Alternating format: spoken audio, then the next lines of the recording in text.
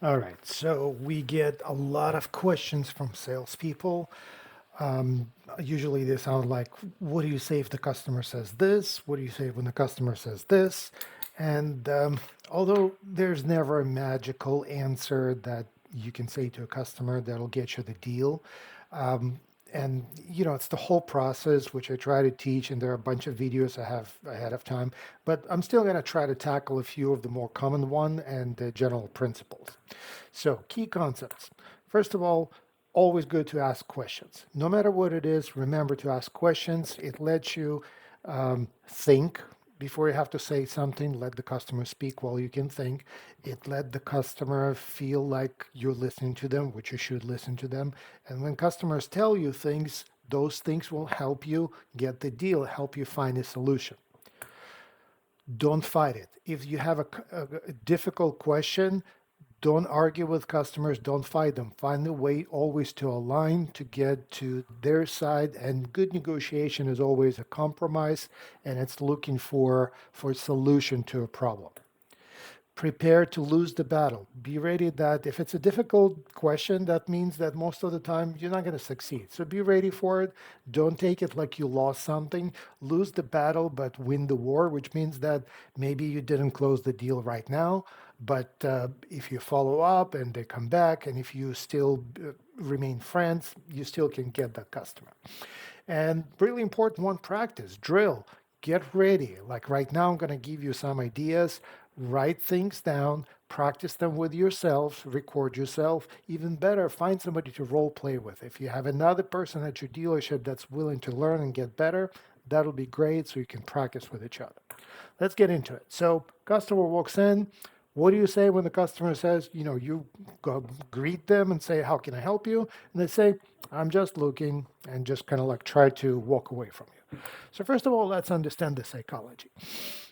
We're all animals, right? Mammals, whatever, but not a big difference between us and dogs, cats, anybody else. Somebody walks into a new unknown environment, they're going to be scared. They're going to want to, maybe not scared, but they're not going to be comfortable.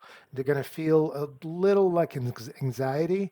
And the way for people to get rid of that anxiety is to explore that new territory. That's what they do. That's what animals do. You throw a cat in a new environment, he's going to try to walk around and figure out all the holes that there are no surprises. Customers are the same way. So it's okay if they want to. Just looking could mean just that, just for them to feel comfortable. Now think about your psychology. You're on the opposite end. This is your house, right? Even though you don't feel it, but I even felt it this sometimes, like you see customers like try to touch the car and pull the handle, car in the showroom.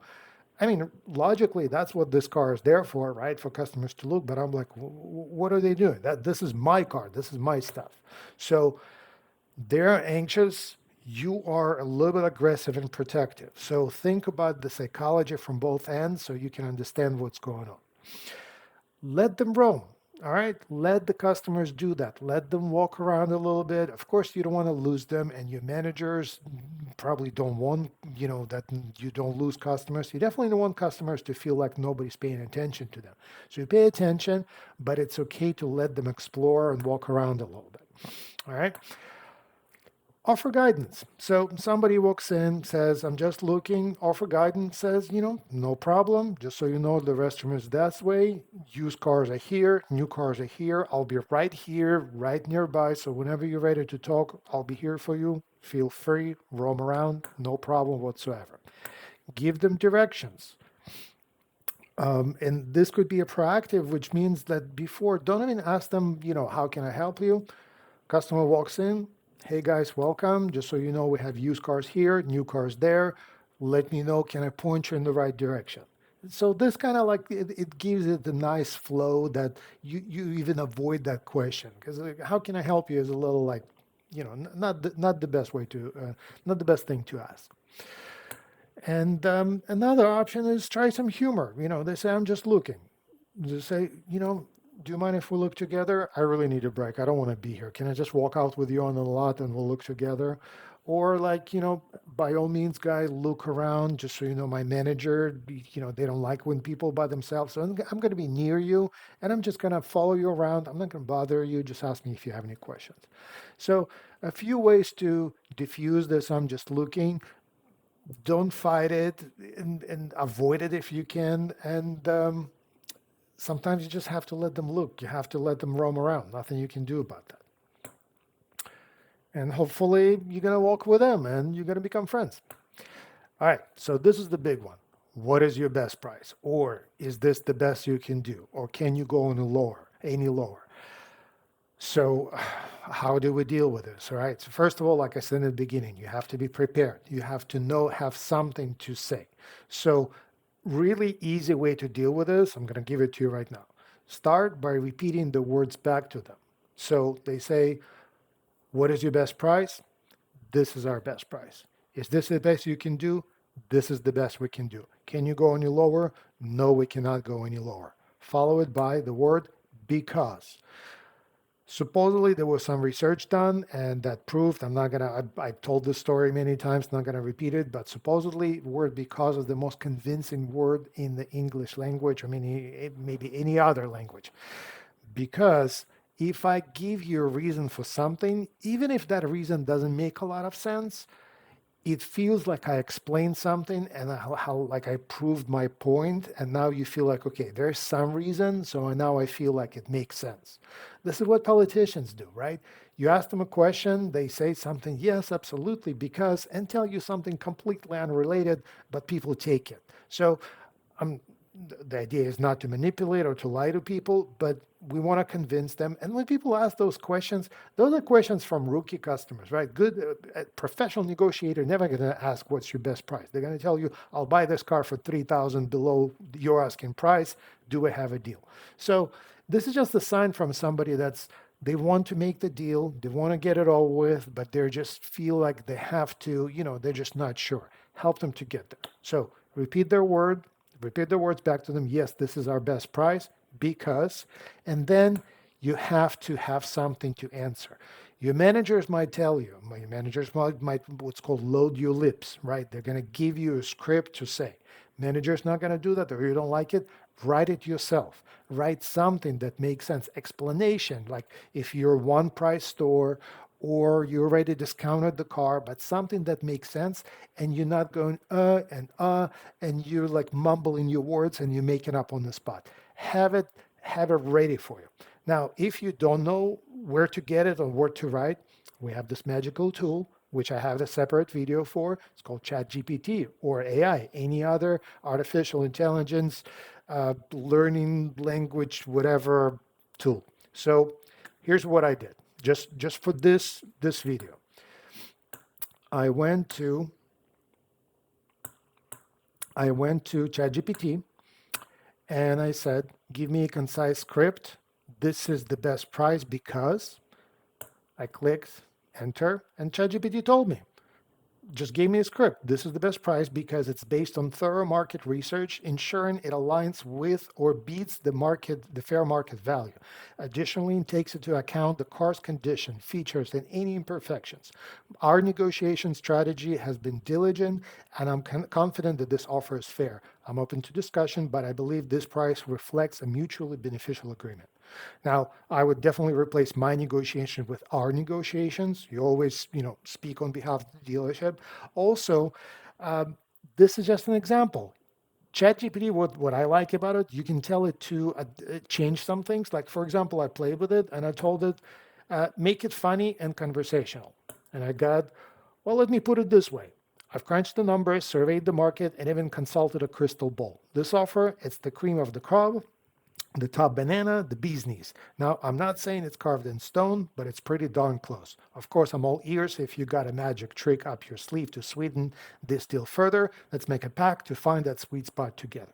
So maybe you don't want to suggest that there's some room for negotiations to just rework it. Tell the chat GPT, write me a script. This is the best price that does not allow for negotiation. You can tell it what you want, and it's going to give you a script that you can write down, practice, and then it's going to roll off your tongue.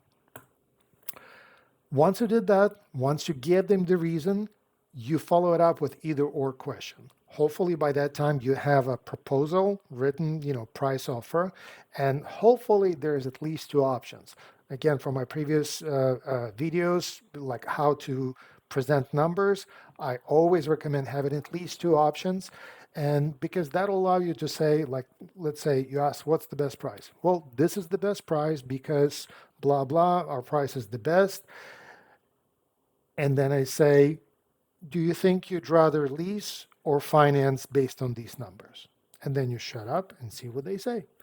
You gave them the reason why it's the best price. You explained it. Now you just move the ball along and don't even stop to let them argue with you about the price or anything else. Yeah, you might have to negotiate, but this is how you deal with what's your best price. All right. Moving on to number 3. All right, this one, get a lot of questions how to deal with this one. I need to think about it, or I need to talk to my wife.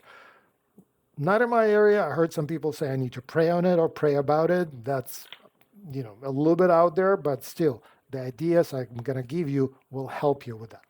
So let's get into it. First of all, again, don't fight it. Agree in a line.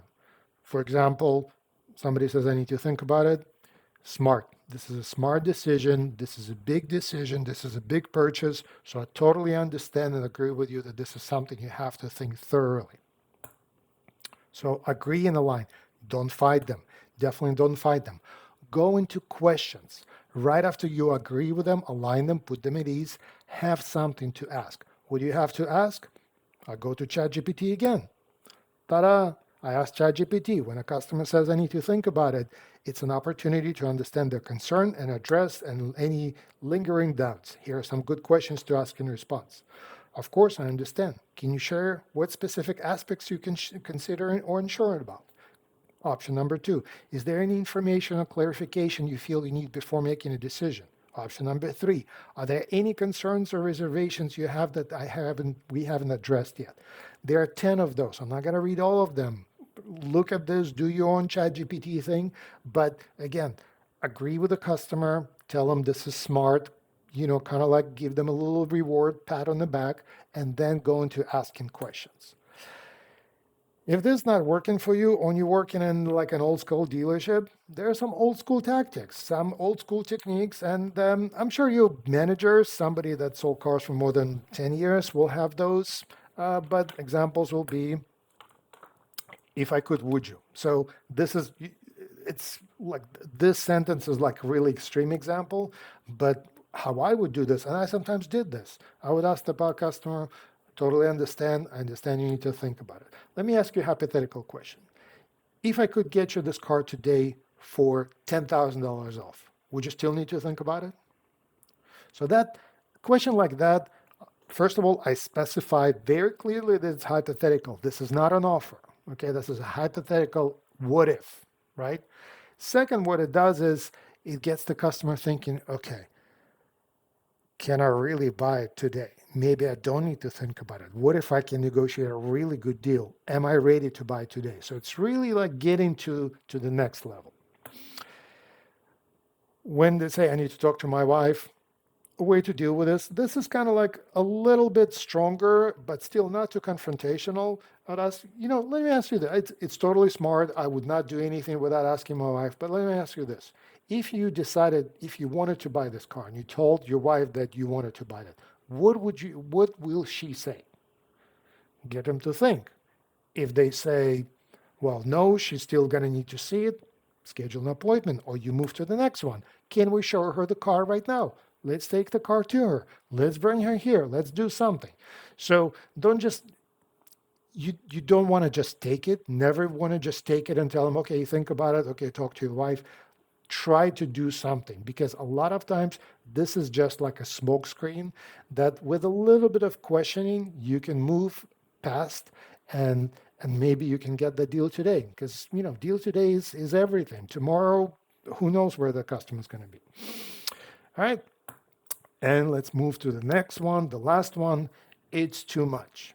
When you give the customer that pencil, that write up the price, or they even just look at the price and they say that payment is too high. What do you do with this? How do you deal with this? So unskilled negotiators and salespeople without confidence, they straight in go to negotiation. They straight in start discounting. Well, what if I get it? Maybe we can do something. Let me talk to my manager. And they run to the manager and like, the customer says it's too high. The payment is too high. And the manager, because they're skilled, right? They're going to look at you and like, what are you talking about? How much would they pay? Would they buy right now? They ask you a bunch of questions that you don't have answers to. So what do? We don't fight it. We're never going to tell them, what do you mean it's too high? This is the right price. This is how much it should be. This is a great car. No, we're never going to fight it. We're going to feed it back. So this is a technique more for high-end sales. It works just as well for car sales. There are a few steps, not all of them you have to do, but just use a few of them. It's non-confrontational, and it's going to flash out what's really going on. And remember, again, go back and watch how to present numbers. There are always, make sure there are a few things you can negotiate on, because you can negotiate on down payment, term, and those two things you can negotiate before you even touch the price or the rate, okay?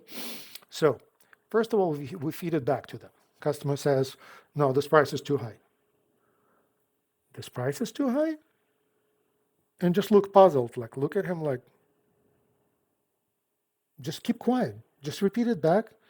And usually what's going to happen if they're really involved, they say, yeah, it's too high. And sometimes something will come up like my payment has to be 200. I'd rather put more money down. I'd rather stretch the term. Why is it only 48 months? And then you just move past it and make the deal. Clarify. Okay, price is too high. What do you mean the price is too high? And again, just really don't be afraid of those questions. You have nothing to lose.